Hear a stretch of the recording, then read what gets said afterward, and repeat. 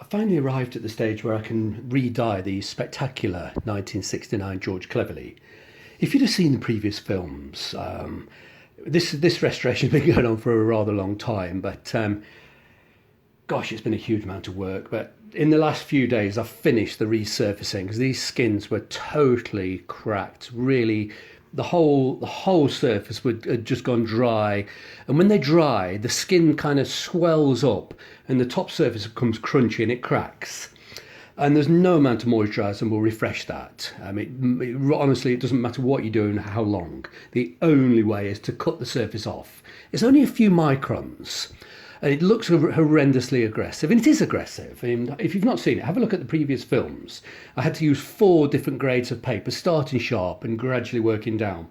But the whole surface now is actually very, very soft to touch. It's extremely flexible. There's no crunchy, grotty surface, but it still looks a bit of a sight. But now what we need to do is actually re-dye the shoe. It's a very messy task, potentially very messy anyway. And I'm actually upstairs in a place I've never recorded before. I'm actually in the kitchen above my shop. With the washing machine and stuff, I've just turned all that off. And let's have a look, let's just zoom this out a tiny bit. I've just put some cardboard down on the work surface because anything that this dye touches, anything at all, that's why I'm putting gloves on. I've taken my shirt off. I've even wrapped a gown around my trousers like an old piece. I don't want any splashes. I'm wearing red trousers as usual. So because I'm going to be doing the whole shoe, and I'm actually going to be doing the edges as well, I can actually use this very crude weapon. It's a door, but it quite often comes with the dyes. If I was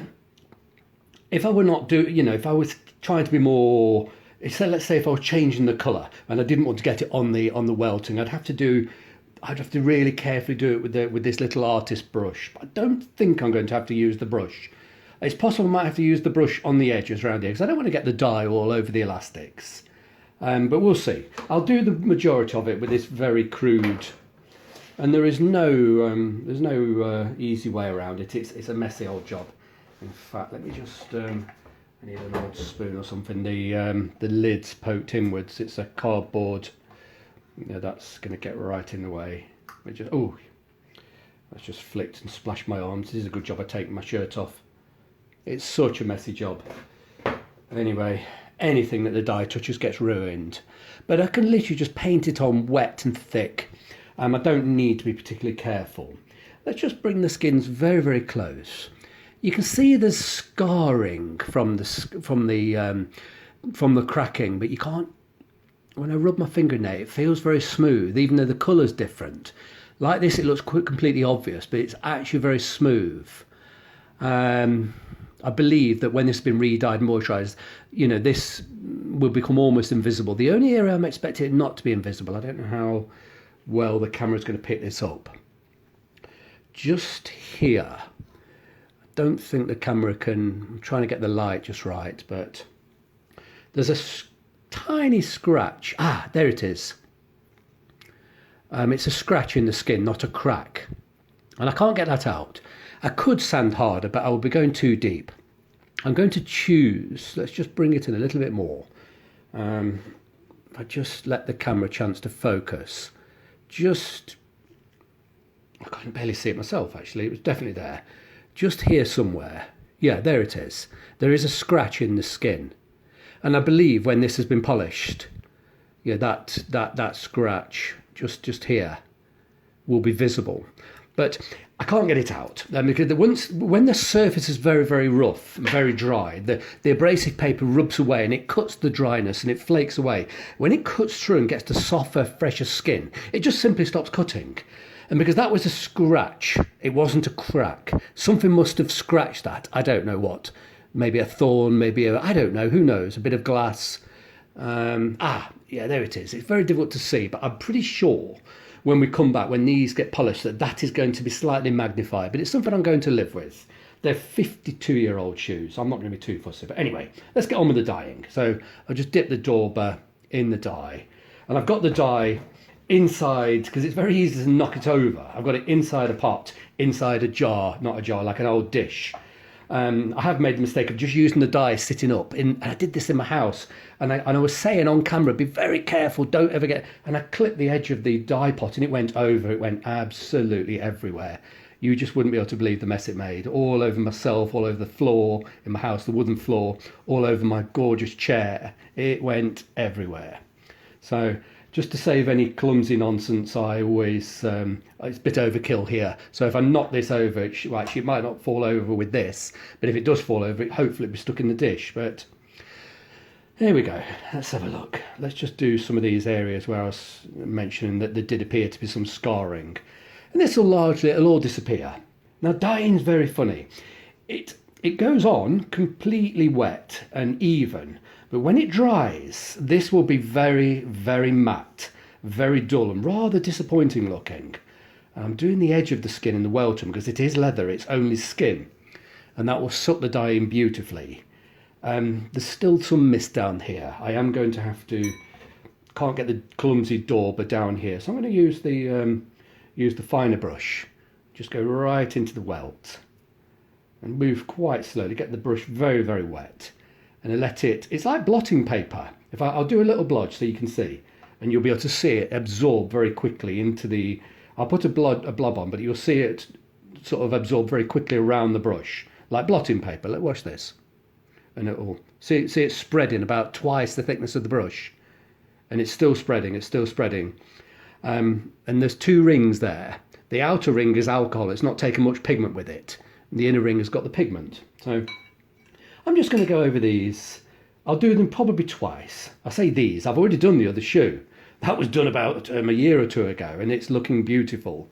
And it's just waiting for this particular shoe to catch up. And it's a tedious, tough restoration. And sometimes I just don't have time. Sometimes I'm not in the mood. It's very physical, very tedious. And I finally got there. We're on the home straight now. All of this is very, very easy. So there's no mystery to dyeing. This is a solvent-based dye. And as you can see, it sinks into the skin. It actually doesn't sit on the surface. It sinks in like blotting paper. And you do get other oil-based dyes, and they sit on the surface like nail varnish. I try to avoid those, if I'm honest with you, because literally they don't sink into the skin. Yeah, and it's only skin on the edges here. I will peel that revolting rubber thing off. That will be peeled off, and I'll replace it with leather, with a rubber quarter. And then this old rubber, it's protected the original soles and welting, but it's gone a bit dry and it's not very good. So I'll peel that off and I'll replace it with genuine taupey. It's softer, and you know they've already been fitted, so I'll keep taupeys fitted. They will preserve the shoes. So, I'm not going to do the whole shoe. Let's just do half of it to give you a sense of what's involved. I'll leave it for perhaps an hour to dry. Then I'll come back and give it another coat. Just two very heavy wet coats. But when it's dry in a few hours' time, they will look very, very disappointing. They'll look listless and flat, almost like suede. Bit of a disappointment if you're not used to seeing that. But I need to use the brush to really get down into the holes in the broguing here, because you know it misses the holes at the bottom if you just do it with a dauber. So these are going to be spectacular. So I'll just go over it very patiently, and I'll also do that little bit of the sole as well. That was originally black, and you know, I've cut away any horrible, dreadful dry skin. So I'll just re-dye it. It would originally have been black and quite shiny when George Cleverly sent these out in 1969. They were a long, long time ago. But I know it seems a little bit overkill doing the soles, but these are a glorious shoe. And I will moisturise that section of the sole. I won't polish it, but I'll moisturise it and buff it. So I will leave that quite shiny. And likewise, these will get moisturised and buffed and burnished. I'll try and scorch, not so much scorch, but use a lot of friction on the cloth to sort of, it burnishes, and I suppose it does, the friction scorches carefully. It just delicately scorches any moisturising creams that I'll put in there and leaves a sheen, a burnished kind of sheen to the edging. And I'll do it all the way around the edging, all the welting. I'll do them twice. It definitely needs 2 applications, Matt. You don't need to see me do this whole shoe. It's an incredibly repetitive process, but you get the idea. This is starting to, you can still see evidence of scarring there, but it will largely be hidden. And this matte effect will come up as a very dark, but it'll be very matte. It'll look like nubuck. But once we put on the moisturising cream, it plumps the surface. And then you can use cloths and friction to really buff that surface to quite an intense smooth sheen. And then we'll polish them. And these will have mirror polish finishes. It'll have like a mirror reflection. It's hard to imagine when you see the shoe looking... I'm struggling to... That's it. I'm struggling with the angles. It's hard to imagine when you see it sort of in that sorrowful looking state, and then you see it looking a bit matte and a bit suede-y, that these can shine, but you'll be very, very surprised. They will shine spectacularly well. But let's just do a tiny bit more on the toe cap before I turn this camera off. I'll move the camera out of the way, and I'll finish this dyeing process off camera. So I'll bring them back, it'll probably be tomorrow. I'll allow them to dry completely overnight. Now we'll have a really, really good look at the skins, see if there's any marks in the skins that need to be worked on again. Because this dyeing process will highlight any marks and scars in the skin, like that scar that I tried to point out. I'm convinced that will show up once we dye it. But to be honest, they're very old shoes, and I think I'm just going to ignore it. I think it will add to the shoe. I don't think it's going to detract from them in any way. The fact that it's maybe got a tiny scar. This might, where there were deep cracking, there might be minuscule bits of scarring, but seriously, I'm not too worried. I don't want them to look new. These are 52-year-old shoes. I don't want them to look new. I just want them to look exceptionally beautiful and cared for, which actually, to be fair, they're not. They were horribly neglected and degraded, but I've managed to bring them back. It is amazing if you really decide to and really commit. It's been around about 75 hours spent over a period of a year or so.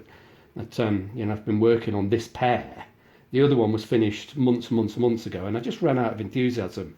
I just didn't have I won't say the stomach for it, but I just wasn't in the mood for the amount of physical labour involved in resurfacing this skin.